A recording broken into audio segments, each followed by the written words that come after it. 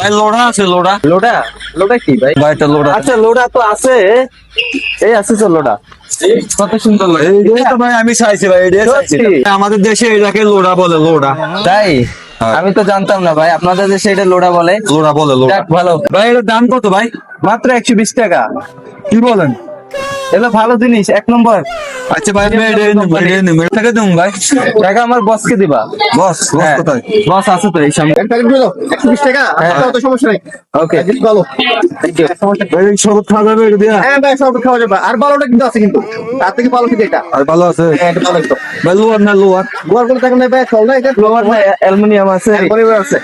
না ভাই আমার এটাই লাগবে, এটা না। এটা লাগবে? ওকে, ওকে। আচ্ছা, ওকে ভাই।